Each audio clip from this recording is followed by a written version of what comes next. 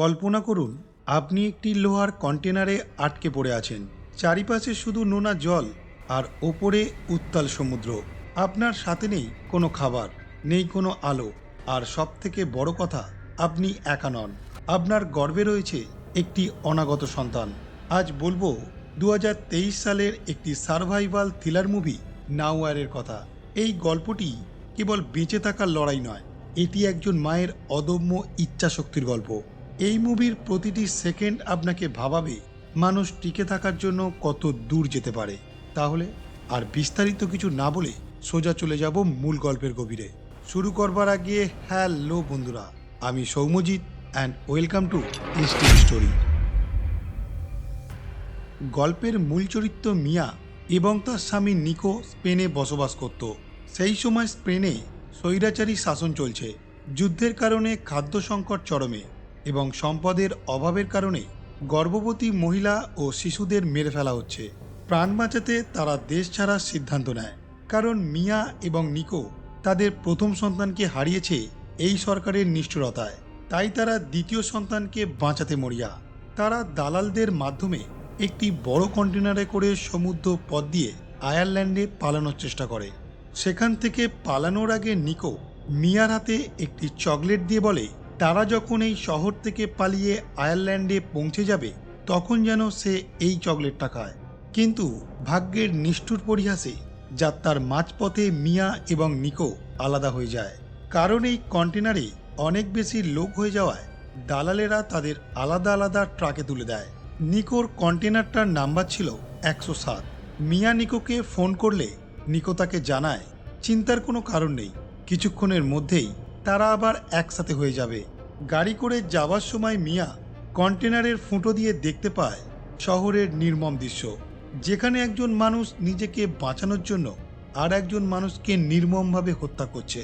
বর্ডারের সেনারা যখন কন্টেনারটি চেক করে তখন ক্যাপ্টেন বুঝে যায় সেই কন্টেনারের মধ্যে একটি গোপন ঘর আছে, আর তাতে অনেক মানুষ লুকিয়ে আছে। তারা কন্টেনারের ভেতরে গুলি চালিয়ে সবাইকে নির্মমভাবে হত্যা করে। মিয়া কেবল বেঁচে যায় কারণ মিয়া কন্টেনারের ওপরে সাজানো কাঠের বাক্সের আড়ালে নিজেকে লুকিয়ে ফেলে। এই দৃশ্যটি মুভির সবচেয়ে নৃশংস দৃশ্য। সেনারা চলে যাওয়ার পর মিয়া রক্তে ভেজা কন্টেনারে সম্পূর্ণ একা হয়ে পড়ে। এরপর মিয়া নিকোকে ফোন করে জানায় তাদের কন্টেনারে থাকা সমস্ত মানুষকে এখানের আর্মিরা মেরে ফেলেছে, তাই সে যেন তার কন্টেনারে আগে থেকে লুকিয়ে থাকে নিজেকে বাঁচানোর জন্য। কন্টেনারটি যখন বিশাল মালবাহী জাহাজে তোলা হয়, মিয়া তখন একা। মাঝ সমুদ্রে এক বিশাল ঝড় শুরু হয়। সমুদ্রের উত্তাল ঢেউয়ে জাহাজের ওপর থেকে মিয়ার কন্টেনারটি ছিটকে পড়ে মাঝ সমুদ্রে। এখন মিয়া চারিদিকে জল আর লোহার দেওয়ালের মাঝে বন্দী। কন্টেনারের গায়ে গুলির গর্ত দিয়ে জল ঢুকতে শুরু করেছে। মিয়া নিকোকে ফোন করার চেষ্টা করলে ফোনে পায় না, কারণ নিকোর ফোনটি বন্ধ ছিল। প্রচণ্ড ঝড়ের ফলে কন্টেনারটি যখন দুলতে শুরু করে তখন মিয়া কন্টেনারের দেওয়ালে ধাক্কা খেয়ে সেখানে পড়ে অজ্ঞান হয়ে যায়।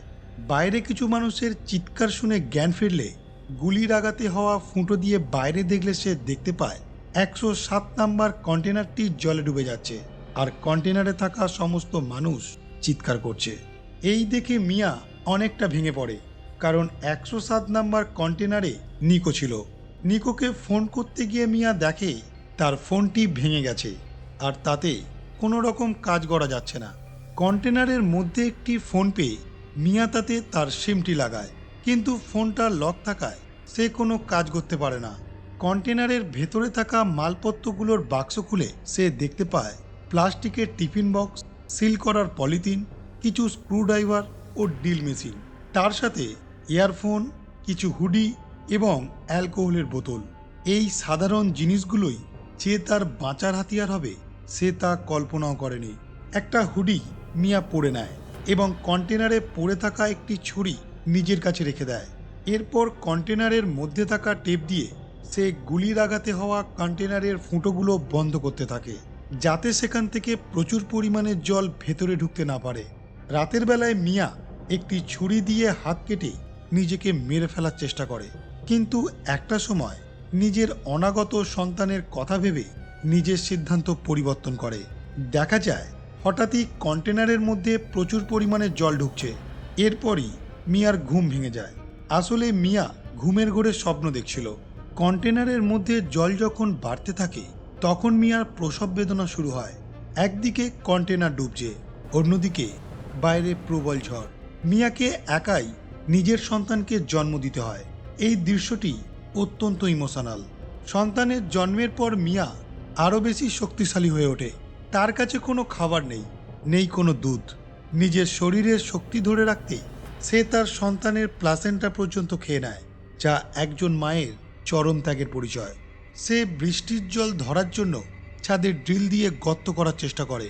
ড্রিল মেশিনটা চার্জ শেষ হয়ে যাওয়ায় সে তার কাজটা সম্পূর্ণ করতে পারে না। পরের দিন ছুরির দ্বারা সে যখন কন্টেনারটা কাটার চেষ্টা করছিল তখন ছুরিটিও ভেঙে যায়। মিয়ার শরীর অনেকটাই দুর্বল হয়ে পড়ে। সেই সময় রাতের বেলায় সে হ্যালোজিনেট করে তার হারিয়ে যাওয়া মেয়ে এবং তার স্বামী তার কাছে ফিরে এসেছে। একদিন বৃষ্টি এলে সে বৃষ্টির জল কন্টেনারের মধ্যে ফাঁকা বাক্সগুলোতে ভরে রাখে। এতে তার জলের সংকট দূর হয়।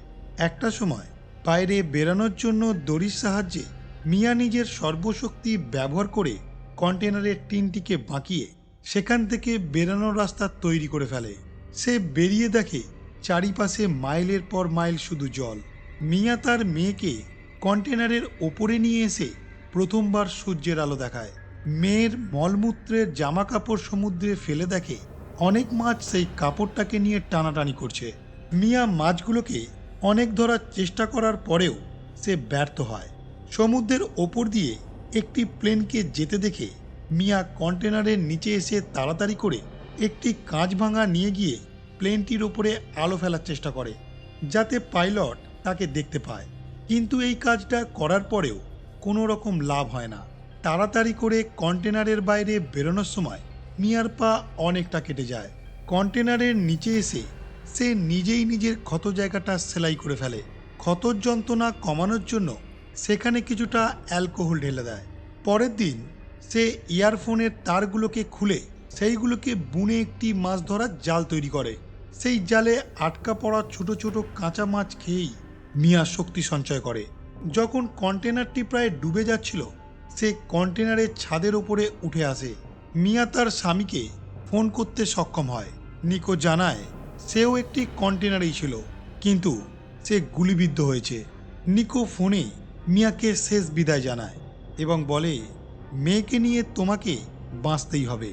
নিকোর মৃত্যু মিয়াকে মানসিকভাবে ভেঙে দিলেও মেয়ের কান্নায় সে আবারও উঠে দাঁড়ায়। মিয়া অনেকগুলি প্লাস্টিকের বাক্স এবং লিটার ব্যাগ দিয়ে একটি ভাসমান ভেলা তৈরি করে। কন্টেনারটি ডোবার আগে মিয়া কন্টেনারের মধ্যে তার দরকারি জিনিসপত্র যখন আনতে যায় তখন জলের নিচে তার পা দড়ির সঙ্গে আটকে যায়। যখন কন্টেনারটি তলিয়ে যাবে ঠিক তার আগে মিয়া অনেক চেষ্টা করে কন্টেনারের ওপরে আসে, কিন্তু তার মেয়ের ভাসমান ভেলাটি সে দেখতে পায় না। হঠাৎই মাছের লেজে জল তার বাচ্চার ওপর পড়লে বাচ্চাটি যখন কেঁদে ওঠে তখন সেই শব্দ শুনে সে তার মেয়ের কাছে পৌঁছে যায়। মেয়েকে বাক্সের ওপরে রেখে নিজে সাঁতার কাটতে থাকে। চারিদিকে অন্ধকার আর হাঙরের ভয়। এভাবে চলার পর পরের দিন মিয়া যখন প্রায় মৃত্যুর মুখে, মিয়া তার মেয়েকে একটি ভাসমান বাক্সে রেখে সে নিরাশ হয়ে নিজের চোখ বন্ধ করে ফেলে। ঠিক তখন উদ্ধারকারীরা এসে নোয়াকে উদ্ধার করে এবং মিয়াকে জল থেকে টেনে তোলে। মিয়ার হার্টবিট বন্ধ হয়ে গিয়েছিল, কিন্তু নোয়ার কান্নার আওয়াজে মিয়া আবার জীবন ফিরে পায়। মিয়া এবং তার সন্তান নোয়া শেষ পর্যন্ত রক্ষা পায়। মিয়া মেয়েকে নিয়ে শেষ পর্যন্ত আয়ারল্যান্ডে যেতে পেরেছে, এই কথাটা শুনে আনন্দে তার দু চোখ জলে ভরে যায়। আর এই মুভিটি এখানেই সমাপ্ত হয়। মুভিটির শেষে আমি একটাই কথা বলবো, নাওয়ার কেবল একটি সিনেমা নয়, এটি আমাদের দেখায় যে অন্ধকারতম সময়েও যদি ইচ্ছাশক্তি থাকে তবে মানুষ অসম্ভবকেও সম্ভব করতে পারে। আর আমার এই ভিডিওটি যদি আপনাদের ভালো লেগে থাকে তো অবশ্যই ভিডিওটিকে লাইক এবং শেয়ার করে দেবেন। আর ভিডিওটি কেমন লাগলো তা অবশ্যই কমেন্ট বক্সে কমেন্ট করে জানাবেন। আমার চ্যানেলে যদি নতুন হয়ে থাকেন অবশ্যই চ্যানেলটিকে সাবস্ক্রাইব করে বেল আইকনটি প্রেস করে দেবেন, যাতে সবার প্রথম এই রকম সুন্দর সুন্দর ভিডিও পৌঁছে যায় আপনার কাছে। তাহলে আজকের মতন বাই।